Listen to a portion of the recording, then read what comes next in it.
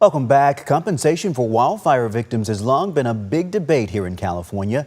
Now there's a scramble to make changes to the state's wildfire payout fund before the end of the legislative session this month. ABC 10 State Matters political reporter Jenny Huh explains.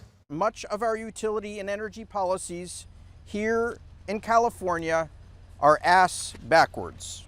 Monday morning, wildfire survivors and advocates gathered at the state capitol to demand victims of utility-caused wildfires receive their full compensation. Steve Crowder is the mayor of Paradise, a city destroyed by the Camp Fire in 2018, which was started by PG&E. It claimed Crowder's home and business. And after all that, we're still being asked to accept less than what we were promised. And so the group is pushing for Assembly Bill 2700, which seeks to fully compensate victims. This wildfire restitution bill passed the Assembly unanimously and is making its way through the state Senate. If it passes, it heads to Governor Newsom's desk.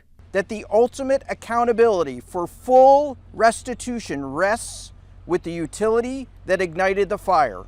But there's political debate growing over talks of Governor Newsom's plan to amend the current wildfire payout system. Then bring it into the sunlight, introduce a bill. Don't do it at the very end because that's when shady stuff happens. Congressman James Gallagher, who authored AB 2700 when he was in the Assembly, voiced frustration. Though Democratic legislators have been briefed, there's still nothing official, at least publicly. It's a pot of money Newsom helped create to help utilities pay victims after PG&E in 2019 filed for bankruptcy.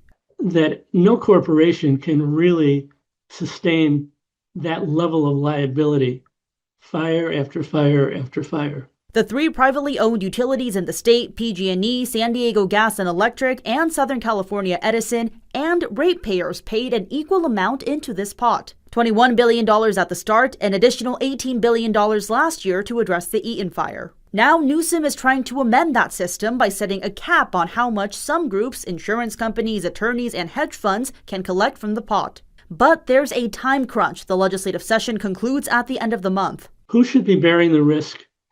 Who should be able to recover when there are losses? It's a very, very difficult thing to work out. As part of that $18 billion allocation last year was a request for the California Earthquake Authority to study long-term financing options. Newsom's office says that report is informing discussions. Nathan Click, a spokesperson for the Wildfire Victims First Coalition, which all three utility companies are part of, says the group is pushing legislators to reform the current wildfire recovery system to better compensate victims. But survivors have questioned the motives of this group, noting it's backed by utilities and businesses rather than victims. Jenny Huh, ABC 10.